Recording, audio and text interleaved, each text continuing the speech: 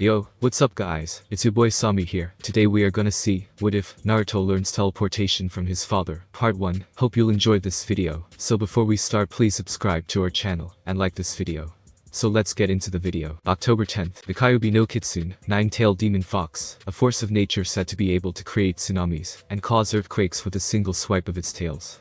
The creature that had just been torn from the seal holding it within Uzumaki Kushina, a seal that was weakened when she gave birth to a beautiful golden-haired baby boy. The creature that had been released in a state where it was being controlled by a masked man who had kidnapped the boy to force the Yondaime Hokage, 4th Hokage, Namikaze Minato, away from where his wife had just given birth. After saving his son from the explosive tags covering Naruto's wrappings, using his Hiraishin no, Flying Thunder God technique, to get him to safety, Minato used the Hiraishin marker integrated into the seal, that was being used to reinforce the weakened seal, to teleport himself to Kushina in time to save her from the freed Kyuubi. As Minato took Kushina to their son, the masked man used the teleportation technique to move just outside of Konohagakure no Sato, the village hidden in the leaves, and summon the Kyuubi, and force it to attack in the hopes of destroying Konoha.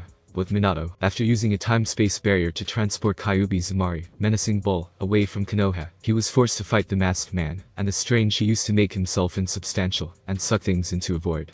After engaging in a battle of speed, he realized that the masked man's kept him insubstantial until the second just before he attacked. Using one of his Hiraishin kunai thrown just ahead of him so that it went through the masked man's head just before he started to attack, Minato formed a Rasengan, spiraling sphere, and teleported himself to the kunai, before slamming the Rasengan into the masked man's head. Lifting the masked man up, Minato began to use his skills in Fuin Jutsu to free Kyuubi from the man's control. Kyaku Fuin, contract seal, are you trying to break my contract with Kyuubi?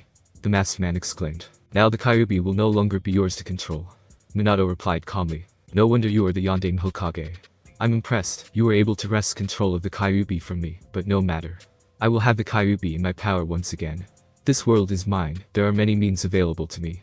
The masked man said, as he was sucked into a vortex coming from his only visible eye. I get the feeling that he wasn't lying, Minato thought before using his Hiraishin to return to the top of the Hokage monument. Arriving back on top of the Hokage monument, Minato could see the Kyuubi a short distance outside the village, slowly advancing against the resistance of the shinobi under his command. Using his Hiraishin again, he quickly returned to where his family was resting to prepare that could save the village at the cost of his life. Seeing Kushina still awake, Minato quickly started speaking. Kushina, the Kyuubi is still attacking. I'm afraid there is only one thing I can do.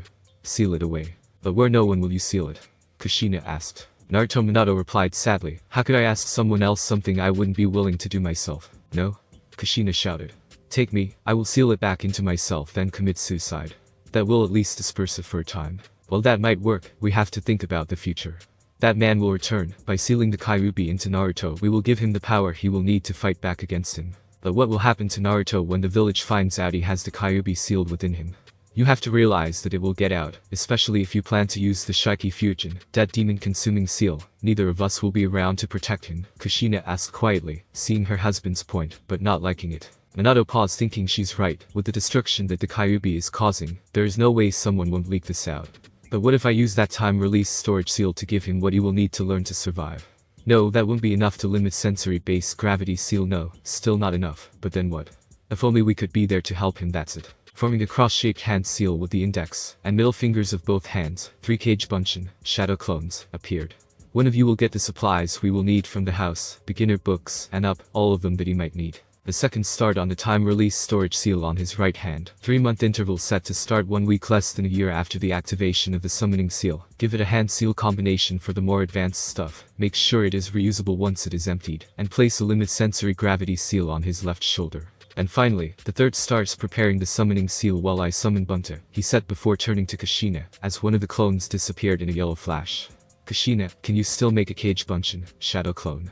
Minato asked. Yes, Kushina answered with a very confused look. But create one, I will seal it along with one of mine into Naruto's mindscape with a Haki Fuin, 8 symbol seal. They will be in stasis, at least until he can generate enough chakra to maintain the Kage Bunshin himself. Then a mind summoning seal will activate, drawing him to the part of the mindscape where we will be. Unfortunately, even with Kyuubi's presence bolstering his reserves, that probably won't be until he is 4 or 5. So to make sure he will be safe, and hopefully happy until then, I will need Bunta's help. He said before the third clone tapped his shoulder. Boss, the summoning seal is ready, we just need some blood from Bunta to finish it. The clone said. Good, start working on the modifications of the Haki Fuin and the chakra sensor activation seal. Make sure Kushina's clone is activated first. He will need a mother before a father. Also, make sure it is a one-time thing that activates when he goes to sleep. We don't want him to lose consciousness in the middle of the day or something, and make sure that it can store up to 2 days of chakra in case he ever gets chakra exhaustion, and a preservation function, so our clones can't be destroyed by something simple, like getting hugged too tight, or if we train him. I'll be right back, as soon as I get Naruto to sign the contract, and get Bunta's blood. Minato ordered before turning back to Kushina once again. With this, once he has enough chakra to maintain your clone, he will be drawn into his mindscape, and meet you. This will have the added benefit of draining him to a point, so his chakra reserves grow.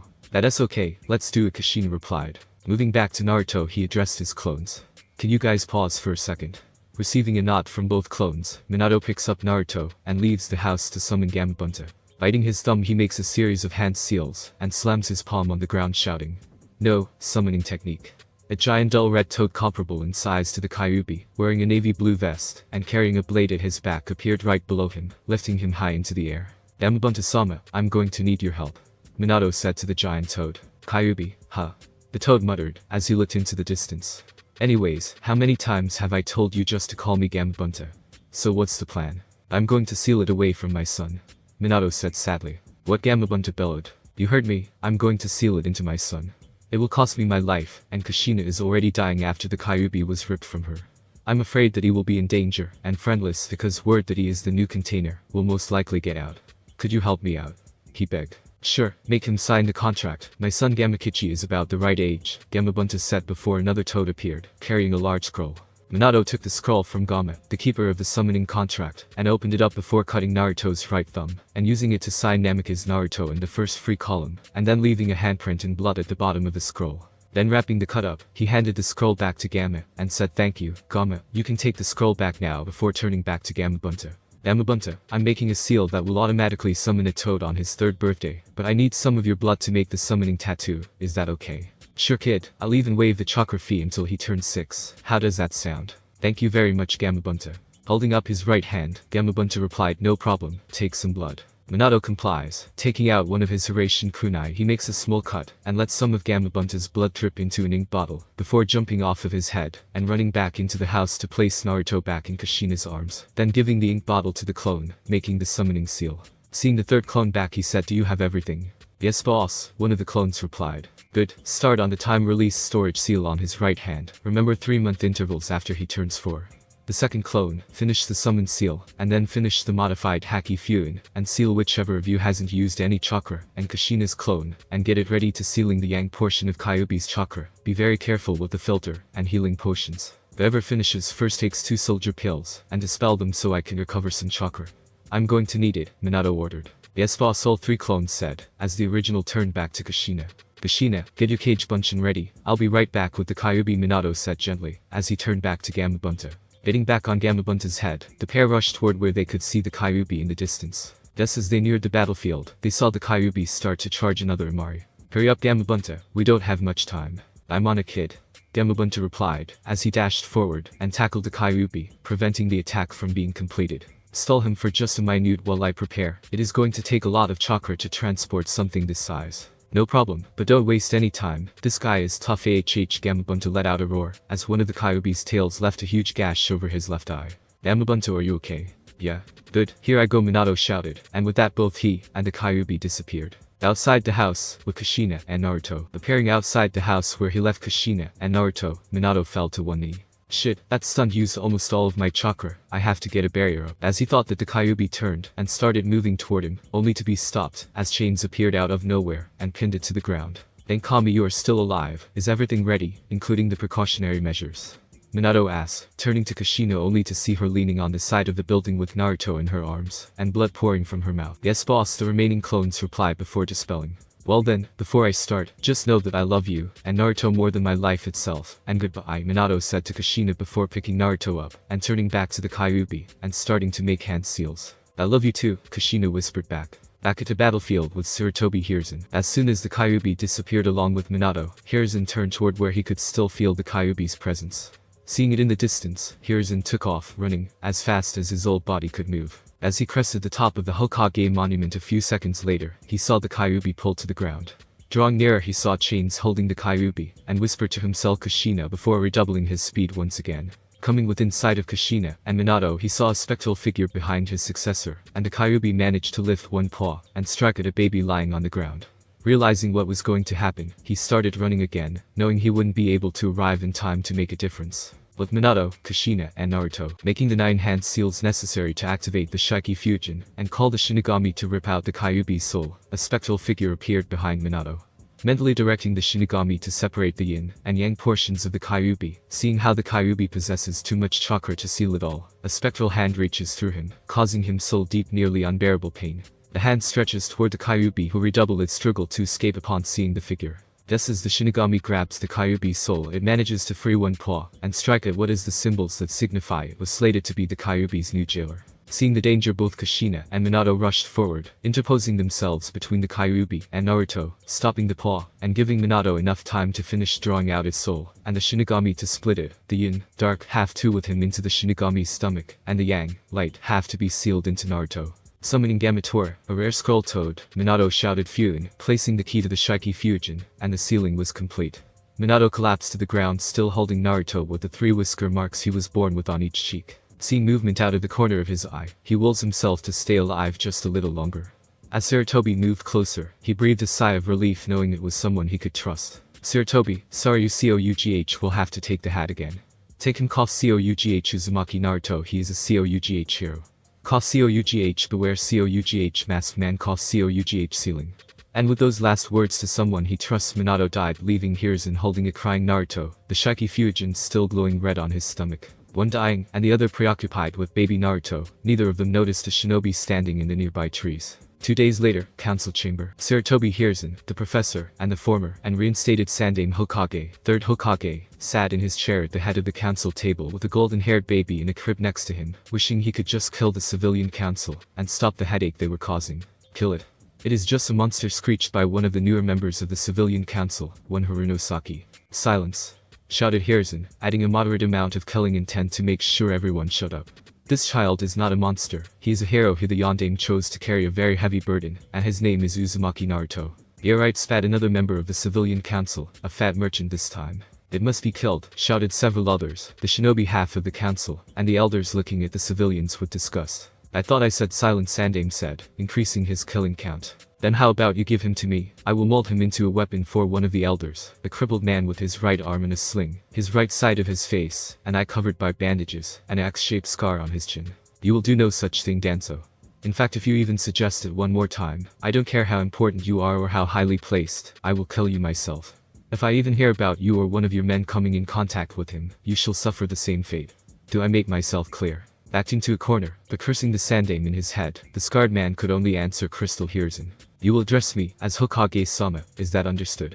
The Hokage rebuffed, raising his killing intent even higher, seeing something in Danzo that set him on edge. Yes, Hokage-sama, Danzo replied, now intimidated. I still say we should kill it, shouted one of the stupider civilian councillors. Hiruzen turned to the civilian council, and raised his killing intent once again, causing several of them to lose consciousness. The Uchiha clan will take him in, stated Uchiha Fugaku in a nearly emotionless voice, though the greedy glint in his eyes set Hiruzen on edge. No, I cannot allow any of the clans to take him in, as it will destroy the power balance in Konoha. No, as much as I would like to take him in, that includes even my clan, he will have to be placed in an orphanage. And seeing, as word has somehow gotten out about his burden, as of this moment it is illegal on threat of death, to even speak about this matter to anyone who doesn't already know. Yes, Hokage-sama, everyone in the council chamber answered. Also, if I hear of anyone causing harm to Naruto, it will be even worse. Death will still be the penalty, but it will be a long time coming at the hands of T and I, is that clear? Yes, Hokage-sama, everyone in the council chamber answered again, this time honestly scared. Now on to more pressing matters. Shikaku, how are our defenses? Hiruzen asked Nara Shikaku, the Jounin commander of Konoha. Lifting up his head, the Jounin answered, for the moment, they are surprisingly good considering how much damage we took. I have as many people as can be spared shoring up the defenses, and the parts which can be easily fixed are being repaired as we speak. Thankfully, it will take time for any spies to get word to their respective countries, so by the time any offensive action could occur, we will be in much better condition. Thus it is unlikely that we will have to worry about any further attacks at the moment. Then return his head to the table. Good. Hiashi, how did your clan fare? Relatively well, Hokage-sama. We did suffer several losses, and several members went blind due to the intensity of the chakra, but we will recover. Hyuga Hiashi, the head of the Hyuga clan, answered. I'm glad to hear that. How about you, Fugaku? Hiruzen continued. The attack was a mixed blessing, I'm afraid. We suffered a good number of losses, but the sheer amount of killing intent caused more members of my clan to awaken their Sharingan than at any other time in recorded history, Uchiha Fugaku reported. How about your clans Sume, Inoichi, Shikaku, Chauza, Shibi? The Inizuka clan took moderate losses. Sume replied promptly. The Yamanaka clan took some losses, but less than others, due to the focus generally placed on our clan's mind. Yamanaka Inoichi answered succinctly. The Nara clan is in a position similar to the Yamanaka, due to the ineffectiveness of our shadow on it being of the Kyuubi strength, Shikaku replied lazily, not even lifting his head off of the table. The Akamichi clan took slightly more severe losses due to the usefulness of our clan on the front lines. Chauza said. We suffered moderate casualties trying to siphon the Kyuubi's chakra, and trying to weaken it, but like the Nara and Yamanaka clans, we of the Aburam clan found our techniques to be ineffective, and managed to avoid more serious damages, Shibi answered in a monotone voice. Good, I'm glad to hear that casualties were not as bad as I feared. I'm afraid that I will have to call an end to the council for today. There are other pressing issues I must attend to. Councilors in charge of defense, infrastructure, commerce, utilities, and those representing the city structures. I expect damage reports, expected repair costs, expected repair time, issues, injury, and death toll reports on my desk by tomorrow morning, Hiruzen said, as he stood and picked up Naruto, then left the council chambers. The Hokage's office. Finally making it to his office, Hiruzen placed Naruto in another crib, and sat tiredly in his chair before rubbing his eyes, and muttering to himself. I'm too old for this shit. Leaning back in his chair for a moment, Hiruzen thought about what to do with Naruto before suddenly sitting up in his chair, and calling out to what appeared to be thin air. Inu. The young man with a dog-marked mask appeared in front of the Hokage, and bowed. He appeared to be around 15 years old, though you couldn't be sure due to the mask, and had gravity-defying silver hair. The mask signified that he was part of Anbu, some of the most skilled shinobi in the village. After the young Anbu straightened up, the old Hokage signaled the rest of his Anbu guards to leave the room, and activated the privacy seals in the room, to ensure their conversation would not be overheard. Kakashi, you could remove your mask for a moment, Hiruzen said. Yes sir, Kakashi replied, and took off his dog mask, revealing a face covered by a cloth mask, that covered his face until just below his eyes, but strangely his left eye was covered with his leaf aid. Please take a look in the crib, and tell me what you think, Hiruzen commanded. Kakashi moved over to the crib, and examined Naruto for a minute before turning back to the Hokage, and looking at him with a questioning expression in his one visible eye. Is this, he said, stumbling over his words. The container for the Kyuubi? Yes, Hiruzen said with a patient expression. No sir, is he sensei's? Is he sensei's son? He finally finished his question after several pauses. Hiruzen glances at him sharply, studying him intently before speaking again. What would you do if he was my boy? Hokage-sama. What do you mean? I would protect him even if it cost me my life, Kakashi answered quickly with absolute conviction. Very good, I'm glad to hear that. The answer is yes, he is Minato's son, and could you imagine him forcing this burden upon someone else? However, there must never be a word about this. He wouldn't last a day if it did. Do you understand? Hiruzen asked demandingly. Yes sir, Kakashi said after thinking for a moment. Assassins from Iwa, Stone, sir. Exactly, possibly, Cloud, too, the Hokage said. If this ever got out he would not last a week, he will already be in enough from our own people, we don't need professionals at it too. Anyway, he will need protection if he is to survive. I want you to choose 5 others that you trust, not with this information, as it is an SS-class village secret, but with his safety, to guard him in 3 shifts of 2. This assignment will last at least a month or 2, as I expect the worst of the trouble to occur in this time. Understood. Yes sir, Kakashi replied with a sparkle of hope that was previously absent back in his eye. And Kakashi, the Hokage continued, if anyone tries to harm your new charge, Uzumaki Naruto, they are to be taken directly to T. They will be tortured to death. If it comes up, send a shadow clone to remove the offender. There must always be guards, is that clear? Yes sir, Kakashi replied, sobered by Sandame's seriousness. Good, go find the 5 other members of your team, and report back. After that he will be taken back to the natal care ward at the hospital.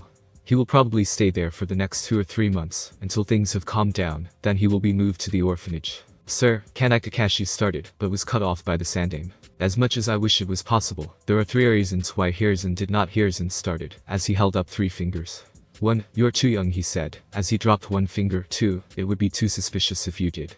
His only remaining student is adopting a baby that is just asking for trouble. And there is the same reason I had to give Fugaku. Fugaku? Kakashi exclaimed in surprise. That was never going to happen, but the reason I gave is still valid. You are the last member of a minor clan, and Naruto becoming a member would throw the balance of power within Konoha out of control. That doesn't even bring the fact that every member of the civilian council would block it if it was a non-clan member. Trust me, if I could allow it, I would. Unfortunately, the orphanage is the best of bad choices. Hiruzen finished explaining. You are dismissed. Yes sir, Kakashi acknowledged, turning to leave, as Hiruzen deactivated the security seals. 3 years later, the 3-year-old Uzumaki Naruto was not happy, safe, but not happy. For some reason no one seemed to like him. Not the ladies who were nice to the other orphans, not the other orphans, not even the random children that he occasionally met when the ladies took them to the park were nice to him. 1 or 2 times he had even heard parents whisper to their children that he was a bad boy, and if they played with him, they would become bad too. He didn't think he was supposed to hear them when they said that, or the few times when people would say something about a demon, and look at him with scary eyes. Every time he left the orphanage, all the adults would give him weird looks that always made him feel like he didn't belong. In fact, the only person who didn't make him feel like that was the nice old man who wore a funny red and white hat and smelled like weird smoke. The old man came by the orphanage every once in a while to spend some time with him and take him around the village. It was always fun to go places with him. When they go out, the adults always greet him and call him Hokage-sama. They always have very different expressions around him, though they do occasionally send him strange looks. There are far fewer. Unfortunately, when he left, the ladies in the orphanage went back to being mean. They always fed him last, and there were times when they didn't give him enough food. Sometimes he thought they did it on purpose, other times the bigger kids took some of his food, and when he said something, the lady in charge for the day would ignore him, or the really mean ones sent him to his room, saying that bad boys don't deserve to eat. Other times when the ladies were teaching the orphans to read, or when he tried to look at a book, they would send him to his room and say bad boys don't deserve to learn. Once he heard one of the mean ladies say something about keep the demon stupid. He didn't think he was supposed to hear it, none of the other kids did, and they were closer to her. He could deal with the mean ladies, and not enough food, but what really got to him was the loneliness. Sometimes it seemed to gnaw at his chest, and it wasn't his stomach because that sometimes hurt at the same time. The last couple of days everyone had been giving him looks that seemed worse than usual. He didn't know why, but it kind of scared him. He really didn't understand it though. Today was October 10, his birthday. On everyone else's birthday people would give them happier than normal looks, but not him. It wasn't even just the ladies at the orphanage. When everyone had gone to the park yesterday, the adults seemed to be getting ready for a party, and happy, but when they saw him they shot him looks that made him feel cold. He honestly wanted to just stay in his room, away from those looks, even if it was lonely. Hokage's office. Inu, the Hokage called out. Hokage-sama, came the reply, as the dog-masked Anbu faded into view. It is October 10 today. Yes, sir. When was the last time we had to execute someone for trying to hurt Naruto? Sarutobi asked his Anbu. Almost a year ago, sir, the Anbu replied, not missing a beat. Good, though I suspect something might happen tonight. Have your full team guard him tonight, and seal his room so no one, but you can go in or out until morning, the Hokage ordered. It is his birthday. People often get drunk worse than usual at the Kyuubi festival, so it wouldn't surprise me if that happens. However, may I suggest that you don't order their deaths this time? Giving his Anbu a piercing look, Hiruzen motions for him to explain himself while speaking. Why would you say that, Inu? Sir, I'm not saying they shouldn't spend some time at the T&I division and their treatments, but it might be an effective warning to leave them alive afterward, with the warning that if it ever happens again, the treatment won't be stopping while they are alive. Then we dump them at their homes, and let them pay any medical bills that are necessary, the dog-masked man defends. I see, you may proceed, but if anything ends up happening to Naruto, all bets are off, replies the Hokage. Yes sir, the Anbu says, as he leaves Naruto's room. Naruto went to bed early, not wanting to be around the mean looks anymore. He didn't actually go to sleep, but stayed in his room waiting for the night to end. For some reason he felt jumpy, and not very tired, as though something was about to happen. Now at my Boku, it's happening, Pops, just like you said it would, said a small orange toad with a blue vest, and bluish-purple markings on his face and stomach. Good, Gamakichi, just remember to tell him who you are, and that the fourth arranged for you to be summoned to him on his 3rd birthday, but most importantly remember to tell him how to summon you back to him. That way he can have a friend, and if he ever gets in trouble he can get help. Remember to dispel like I taught you when it is time, the giant dull red toad replied. Okay Pops, I'm going now, the little toad said before disappearing from Mount Maiboku in the summoning plane in a puff of smoke. Naruto's room. Naruto was just on the verge of falling asleep when a popping sound echoed through his room, causing him to jump up in time to see a small frog appear on his bed. Yo, the small frog said. As soon as the smoke cleared, he could see Naruto. A speaking frog, said Naruto. I'm not a frog, I am a freaking toad, you dimwit, said Gamakichi. Still, a speaking toad, how is that possible? Who are you anyway? Where are you from? Why are you here? How did you get here? Naruto asked almost too quickly for Gamakichi to understand, until he suddenly seemed to realize where he was. We have to be quiet, otherwise the ladies will yell at me, and they are kind of scary today. Slow down one at a time. I'll answer the ones I can. First of all, I'm a summoner. Summoned creatures are different from animals, but other than that we are stronger than animals, and can talk. I don't know how. I guess I'm just too young, then again if I was older I might not fit in this room. I'm from Mount Maiboku. I guess that is like the Konoha of the toads. The reason I'm here is because of that tattoo on your right hand, that yawn, that fourth guy made it to summon me on your third birthday.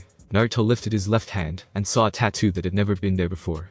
Where did this weird drawing come from? I don't know, other than it is a seal that the fourth guy made to summon me, Gamakichi answered. A seal? What's that? I don't know, Pop said he would tell me when I grow up. That's what he always says when we're talking about interesting stuff, Gamakichi replied. Man, Gigi always says the same thing. You'll understand when you grow up or I'll tell you when you are older. He says that whenever I ask about my parents, at least he doesn't tell me my parents abandoned me like the orphanage ladies. He said much more quietly before continuing, I wish I could grow up now so I could understand. Why would you want to grow up? There is so much to do now, Gamakichi said looking confused. Like making friends, eating candy, and learning cool stuff. But I don't have any friends, Naruto said in a quiet voice. Then I'll be your friend.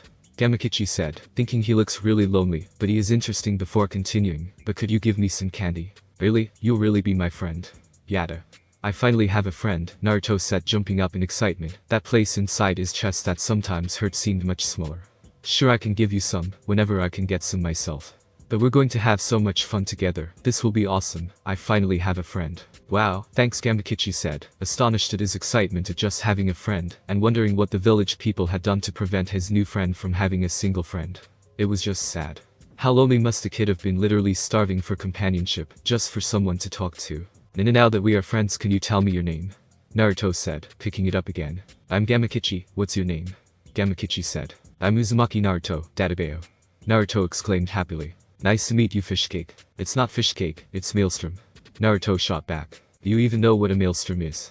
Gamakichi asked. No, not really. So what is it? I think it is a really big storm, not too sure though. So what is this place like anyway? Gamakichi asked. So began the conversation that marked the start of Naruto's first real friendship. Naruto and Gamakichi talked for several hours telling each other about their homes, and Gamakichi telling Naruto about his pop and brother and the elders and some of the other toads from Mount Maiboku. The conversation continued until Gamakichi saw Naruto start to nod off. Okay, it is time for me to go home now, I'll see you next time Naruto. Gamakichi said, getting ready to dispel. Wait. How will I see you again? Naruto asked with a hint of desperation in his voice. That was way too close, Gamakichi said with a sigh of relief. I almost forgot the most important thing, I summoned myself again, just smear a little bit of blood over the summoning tattoo. Also Pop said it was important that you don't tell anyone about me. He said summons are secretive like that, but I'm not sure why, another one of those things I need to be older for. That sounds like fun, something for just the two of us, yada, Naruto replied, excitement once again filling his voice. Of course, a boss always has to look after his underlings, Gamakichi said haughtily before deflating. At least that's what Pops always says. Naruto started laughing sleepily, and just as he started to fall asleep he saw Gamakichi disappear in a puff of smoke. For the first time in a long time he fell asleep with a smile on his face. 1 year later, it has been just a week less than a year since Naruto first met Gamakichi, and it has been the most fun that he has ever had. Every time he could get away from the orphanage ladies or whenever he was sent to his room for some made-up reason. And by now he had realized that most of their reasons were made up, they just wanted to get him away from everyone else. But Naruto didn't mind anymore, even if none of the other children would be his friend, he had someone he could talk to. For the past 6 months he had been learning how to escape the orphanage ladies so he could go somewhere and summon Gamakichi to have fun with. Just like every night for the past months, Naruto and Gamakichi were sitting on his bed. Tonight they were sharing the couple pieces of candy that Naruto had managed to find. They were talking about the old toad sages of Mount Maiboku, Shima and Fukasaku, and how Shima was always grouchy and would hit anyone who got in her way with her kitchen spoon. Just as they were getting into talking about the old toads, something unexpected happened. He felt a tingling in his right hand, just like when he summons Gamakichi, but from the wrong hand. A puff of smoke appeared, and when it disappeared there was a small pile of books, just like the ones that the ladies wouldn't let him read. Awesome books. I've always wanted to see one, but no one would ever let me, Naruto said with a happy smile splitting his face, as he went to pick one up, only for his smile to fade as soon as he opened it. I finally got some books, but I can't read them. Naruto finished sadly. What do you mean you can't read it? I thought they were supposed to teach you to read, and other basic stuff like that. They are, but every time I start to teach they send me to my room for some made-up reason, Naruto replied. Okay, then I'll teach you to read, how does that sound? Gamakichi asked, secretly disgusted and pissed off that people would refuse to teach his friend just because of something he couldn't even control. So Gamakichi started teaching Naruto to read, and over the next 2 months, he would learn how to read at an incredible rate. October 10th, 4 years after Naruto's birth. Hello Naruto, how are you doing today? The old man wearing red and white robes, and a triangular hat with the kanji for fire on it asked. I'm doing great today, Gigi, old man, the 4-year-old boy said, not completely meaning it. He was wearing nondescript clothes, a white t-shirt with a red spiral on the back, faded gray shorts, and worn-out sandals. So what do you want to do today Naruto? Can we go somewhere to get something good to eat, and maybe get some candy? Naruto asked, thinking about his best friend's love of candy. Alright Naruto, but what would you like to eat? The old man asked. I don't know, you pick Gigi, the whisker-marked blonde replied. What would you like? Wait, I know, how would you like some ramen Naruto? What's ramen? Let's go find out, okay? Sure, Gigi, Naruto replied, as the two started walking away from the orphanage. Like last year when they went out just before his birthday, all of the adults' eyes were cold, but it seems even worse than last time. Gigi, why does everyone have those scary eyes today? It looks like they are going to have a party, shouldn't they be happy? Naruto asked after they had walked a few minutes. Yes Naruto, they should be happy, but don't worry about them Hiruzen answered, secretly amazed that a 4-year-old boy had been able to pick up on the animosity bubbling around them, even if he couldn't yet understand what it meant. After a few more minutes of walking Naruto began to smell something amazing, and his mouth immediately began watering. Following his nose he started to move faster, almost running, making the old Hokage hurry to catch up, as he called out to Naruto. Naruto, where are you going in such a hurry? To wherever that amazing smell is coming from, he replied before coming to a stop just outside a little building with a sign that said Ichiraku Ramen. I guess this was a good choice Hiruzen thought, but how did he smell it from all the way back there? I bet that an Inuzuka would have trouble doing that. Well, that works well Naruto, this is where I was planning to bring you anyway. Really Gigi, that's great, it smells so good. We'll go right on in Naruto, the old Hokage said before following Naruto into the stand and sitting on one of the chairs at the counter. The voice called out from an open door behind the counter. We'll be with you in just a second. Can you go see who it is for me? A young girl, probably 9 or 10 years old, with peach-colored skin and shoulder-length brown hair, comes out from the back room and first takes in the Hokage, as he is much taller, but soon shifts his gaze to the young boy next to him. Naruto can practically see the hearts form in her eyes, as she suddenly lets out a loud squeal kawaii, and appears right next to him so quickly he never sees her move. Suddenly he finds himself scooped into her arms, and held there, too surprised to struggle. After a few seconds, he realized that he didn't want to struggle. Here was someone other than the old man that was actually being nice to him. Hearing his daughter squeal, a middle-aged man with tan skin and short brown hair covered by an odd white hat comes out. Seeing the Hokage, he cheerfully said Hokage-sama before turning to the little boy that his daughter was holding. Tuchi, how are you doing today? Hiruzen asked. Hearing a new voice, Naruto quickly looked up just as the man turned to him. As Naruto looked at him, he saw something he had never seen before. Instead of his eyes turning cold and angry, they became soft and sad. I hear it is your 4th birthday today. Happy birthday. My name is Ichiraku Tuchi, and the girl that is now attached to you is my daughter, Aim. What can I get you to eat? The man, Tuchi, asked him. Naruto looked at the man, almost too surprised to speak. No one other than the old man had ever wished him happy birthday before, and no one had ever hugged him before. Thinking about what the man with kind eyes said, Naruto quickly asked for his advice. I don't know, it is just that something smells really good. Do you know what that is? Tuchi said with a thoughtful look. Maybe miso would be good for you. Miso? Yep, miso flavored ramen. It is a really good miso broth with ramen noodles floating in it with some vegetables and pork slices. How does that sound? That sounds great, Naruto replied. And what would you like, Hokage-sama? Tuchi asked. How about we just get 2 bowls of miso ramen? Hiruzen answered good-naturedly. Okay, coming right up. Aim, come help me back here before you strangle the poor boy. Okay dad, I'm coming, Aim said reluctantly. As soon as they both disappear into the back room, Naruto turns to the Hokage. Their eyes are nice. Yes Naruto, unlike a lot of the villagers, they accept you for you, and can see that you are a really good boy. Hiruzen smiled, as he saw Naruto's face brighten. Sometimes the most important thing is to find those people who will. Yeah, from now on I will protect those people who are nice to me, Naruto promised to himself. Aim, here is the first bowl of miso, take it out to Naruto for me, would you? Tuchi commanded gently from the back room. Okay dad, Aim said, as she appeared from the back room carrying a large bowl in her hands, before setting it down in front of Naruto. This smells really good, how do I eat it?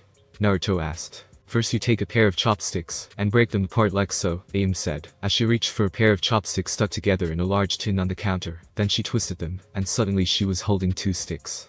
Then you use them to pick up a noodle, and lift it from the broth to eat it. Remember, it might be really hot, so blow on it, she continued, showing him how to pick up some of the long noodles from the broth, and blow on them to cool them down, before holding them out for Naruto to eat. That is all there is to it, though you might want to eat some to the other pork and vegetables between bites of the noodles. Then at the end you drink the broth, she finished, as she watched Naruto's eyes light up, as soon as he tasted the noodles. This is the best thing I've ever tasted, Naruto said, as he took the chopsticks from Aim, and Tucci came out, and placed a second bowl in front of the Hokage. I'm glad to see you like it, Kid Tucci said, as he watched Naruto gobble down his ramen at insane speeds, only for him to look at the bowl mournfully when there was none left. Would you like another bowl? Can I really? Naruto asked hopefully. They never let me have seconds at the orphanage, even when the bigger kids take my food. Of course you can, Tucci reassured Naruto, noticing the grave and a slightly angry look on the Hokage's face, as he went back into the kitchen. Naruto's second bowl came quickly, and this bowl he ate a little slower after he looked over at the Hokage, and saw him savoring his ramen in a way that looked almost dignified as it is possible when eating ramen anyway. So though he wasn't completely successful, he tried to emulate the old Hokage, and he ended up eating a little slower. When they had both finished, the Hokage placed money on the counter, and looked at Naruto. Naruto was looking at Tucci almost shyly, and it reflected in his voice when he started talking. Can I come here again? He quietly asked. Of course you can, you are welcome here anytime, Tucci said in a kind voice. Anyway, I'm sure Aim would love to see you again. With that the Hokage and Naruto headed back toward the orphanage, stopping only to get a bunch of candy along the way. Hokage's office. Shortly after dropping Naruto off at the orphanage, Sarutobi Hiruzen arrived back at his office to make preparations for what would happen that night. Inu? Yes sir, the dog-masked Anbu said, his head bowed to his leader, as he appeared. You know what tonight is, you know what to do about it, despite me sending you on more dangerous missions during the past year, the Hokage said to one of his most trusted Anbu. Yes sir, the Anbu replied. Good, get to it. The Hokage commanded, watching his shinobi disappear in a shunshin to do his job. Now at my boku. Yo pops, I'm home, Gamakichi said when he reappeared at his home on the summoning plane. Gamakichi, how's your friend doing? His father, Gamabunto asked. He's good pops, but he's so smart it's almost scary. What do you mean? Well, did you know that the people that were supposed to take care of him refused to teach him to read? What? They did what? Gamabunto exploded. Yeah pops, they refused to teach him how to read, making up some excuse to send him out every time they were supposed to teach him, Gamakichi replied. So what did you mean that he is so smart it is almost scary? Well, about 2 months ago a bunch of books appeared from some sort of storage seal on his right hand, and he got really excited because it was the first time he was ever allowed a book. That lasted until he opened one up and realized that he couldn't read. So I started teaching him to read, and in just 2 months he can read much better than I can. I mean he can read in an hour what would take me a week, and he understands it better than me too. In fact he has already run out of books to read, and has started to read them over.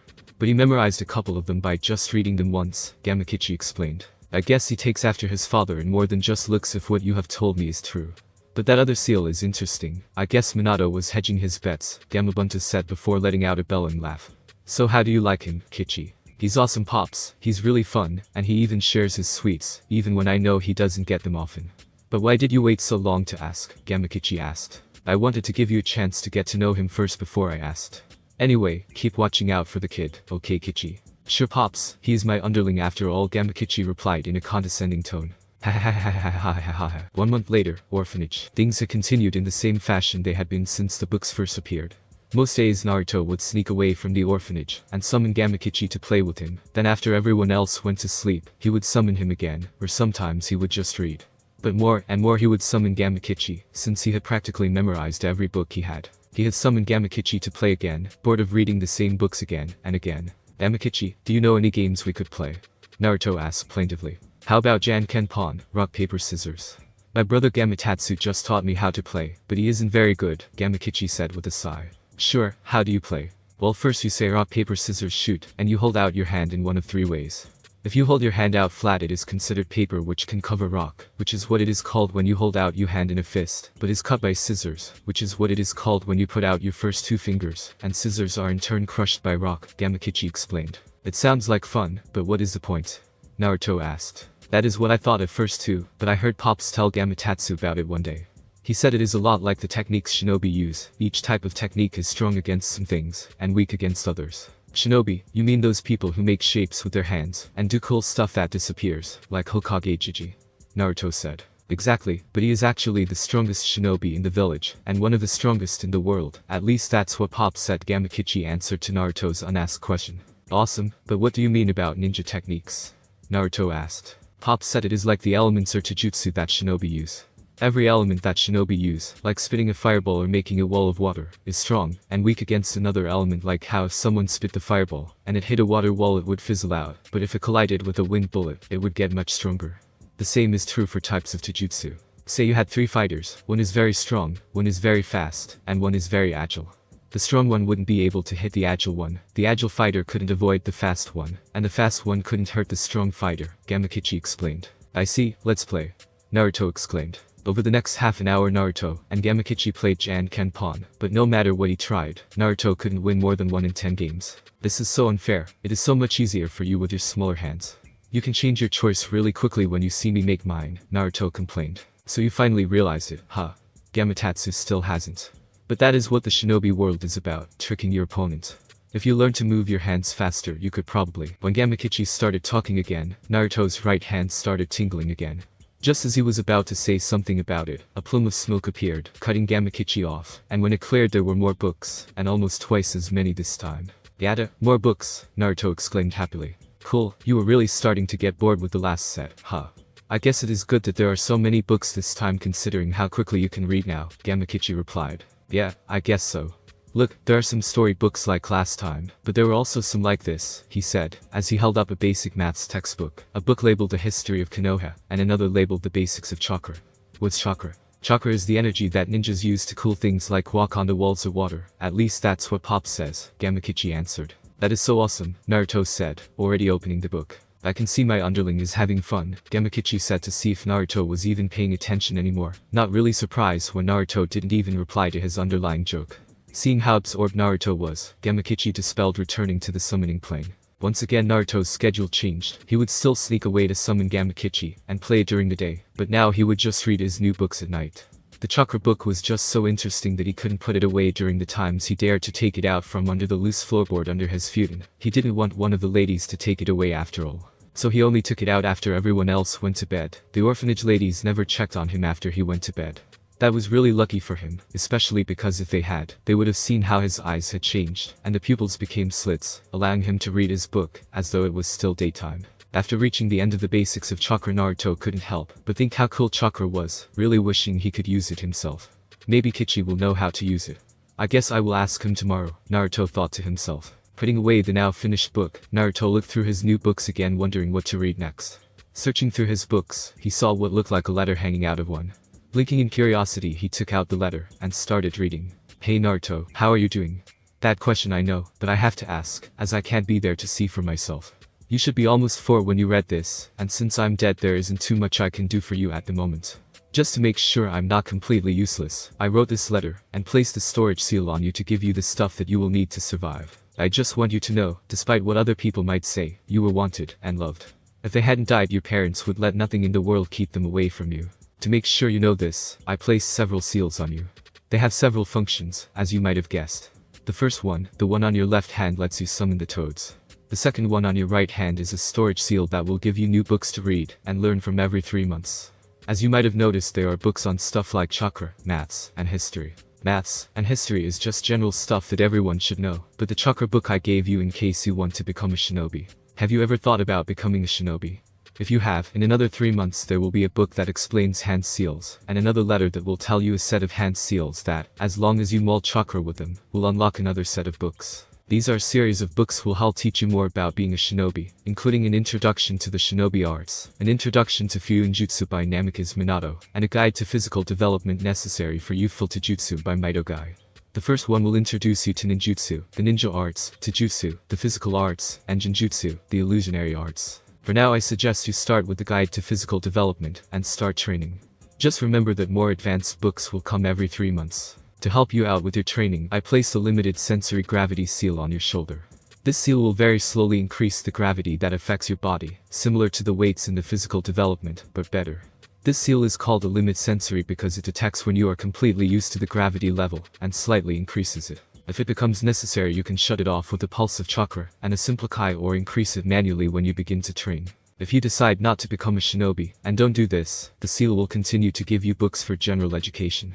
I know this isn't much, but I promise there will be more. Love father. They love me, Naruto thought after reading the letter from his father. He began crying. They really love me. They might have been pushing him to do it, but was more determined than ever to become a shinobi. Thinking about it, he decided to ask Gamakichi if he knew how to get access to chakra.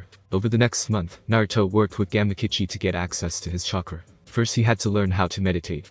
Then when he learned to steady his mind, he turned his attention inward, trying to feel the flow of energy through his chakra circulatory system. Though what the chakra circulatory system was he still wasn't completely sure, Gamakichi wasn't sure either. It was one of those things that his pop said he would understand when he gets older. Then the final step was learning how to manipulate chakra flowing within him. Once he finally learned to manipulate his chakra, he began doing the exercises described in the basics of chakra, starting with the leaf floating exercise. Despite it being the easiest chakra control exercise, it took him almost 2 months to successfully keep a leaf floating over his forehead, without blowing the leaf off of his forehead or destroying it. During this time he kept up with his reading, and sneaking off to play with Gamakichi. So by the time he received his next batch of books he had already finished reading all of his books, and doing the exercises in the maths book. He even managed to read a couple of them, including the basics of chakra, more than once, and was starting to try the tree or in his case the wall walking exercise. Finished with his last batch of books, he picked up a new book, and read it until he was ready to go to sleep, never guessing that the simple act of falling asleep would give him one of the things he wanted most in the world, a mother. Mindscape. Waking up in an unfamiliar place, Naruto looked around. In one direction was a sewer-like landscape and the other was what appeared to be a beach on a lake, like those he had read about. Out of the two options he definitely liked the beach better. Naruto started walking down the beach, and after several minutes of traveling, he came to a traditional house that somehow seemed to be out of place. His curiosity piqued, he decided to go in and explore the house. At first it seemed to be completely empty, but when he came to the master bedroom he found something that he would never have expected. In that room were 2 coffin-like blocks of what appeared to be ice or crystal. One of them was almost completely clear, like it was barely there at all. The other was so opaque that he couldn't even tell if there was anything in it. The clear one held a beautiful woman with waist-length crimson hair. I wonder who she is, Naruto muttered to himself, reaching to touch the clear crystalline box with his fingertips, excited for some reason. As soon as he touched the box, the substance holding the woman shattered, and she would have fallen to the ground if Naruto hadn't run forward to catch her. "Ano, are you okay, miss?" Naruto asked, still supporting the unknown woman, as she started to wake up. What happened? Where am I? Who are you?" she asked, still dazed. "I don't know what happened or even where we are, but my name is Uzumaki Naruto." "Naruto, you are Naruto?" she asked, taking a step back to get a better look at him. "Yeah," he started to ask, but was cut off when the woman suddenly hugged him so tightly he could barely breathe. At first he wanted to struggle, but, as he stood there with her arms around him, he could feel another part of that knot of loneliness in his chest start to come undone. After just several minutes of just standing there in her arms he began to feel her shaking, and after a second he began to hear her sobbing. When she finally looked up he could see the tears flowing down her cheeks. "I can't believe it worked, I wanted to meet you so badly," she said through her tears. "But why did you want to meet me? And who are you?" Naruto asked, slightly overwhelmed, especially by the expression he could see on her face. It was something he had never seen before, so there was no way he could know that the expression was one of love. "I'm sorry if I surprised you, Naru-chan, but I'm your mother." "My name is Uzumaki Kushina," the woman said, tears still running down her face, but Naruto could tell they were tears of happiness. "Aka-san. Ka-chan. But I thought you were dead," Naruto said, a little accusation in his voice. "But I am dead, Naru-chan, I died the day you were born. What you see here is a combination of ninjutsu and fuinjutsu that your father and I performed, so even after death, we could be here for you," Kushina said. "But where are we anyway? And why did you wait so long to see me?" "That is easy, we are in your mindscape," Kushina answered, "and the reason I didn't meet you until now is because I am technically a copy of your mother made out of chakra. The technique that we use to make this chakra construct is called a cage bunshin. It is a type of ninjutsu that makes a perfect copy of the creator, but it takes a lot of chakra. When your father made this possible, he set it up to activate when you produced enough chakra to sustain us, so we wouldn't just disappear and leave you alone again. He set it up so until you produced enough chakra we would be in stasis, asleep you could say. Your father is over there in that block of ice. When you start producing enough chakra he will wake up too." After thinking about what his mother said for a couple minutes, Naruto asked another question. "So what is a mindscape? How to explain?" "Think about it like a dream. The mindscape is a place in your mind very like where dreams come from," Kushina answered, trying to figure out how to explain such a complicated concept to a 5-year-old boy. Naruto immediately started tearing up. "So this is all just a dream. When I wake up again this will all be gone, and I won't ever have met you." No, this is not a dream, it is all real. Think of this place as being right next door to a dream, but where a dream fades when you wake up this place is real," Kushina quickly reassures Naruto. "So if this is not a dream, will I still wake up? And what will happen when I do?" Naruto asked, still worried. Yes, Naru-chan, you will still wake up, but don't worry, I will still be here even when you wake up. Just remember, if you want to come back you just have to be yourself here. Just want it with all your might when you fall asleep in the real world, Kushina told her son. So if this place is in my mind, can I change it if I want to? Naruto asked out of curiosity. I don't know. I guess it might be possible that this is part of your mind after all, but I don't know how you would do it. Well, okay, whatever it is doesn't really matter. I was just curious. Enough of the serious stuff, tell me about yourself, Naru-chan. I want to know more about my son, Kushina said happily. As Naruto told his mother about his life and answered her questions, he never noticed the brief flashes of anger that flitted over her face, nor did he notice her happiness when he told her about his best friend Gamakichi. Naruto and Kushina talked about his life until he started to get tired. Seeing Naruto's exhaustion, Kushina took his head into her lap and started to gently sing to him. Relaxing completely, Naruto quickly fell asleep with a huge contented smile on his face. Thanks for watching my video, leave a like if you enjoyed my video, and also do consider subscribing to my channel for more awesome content. See you next time, till then sayonara.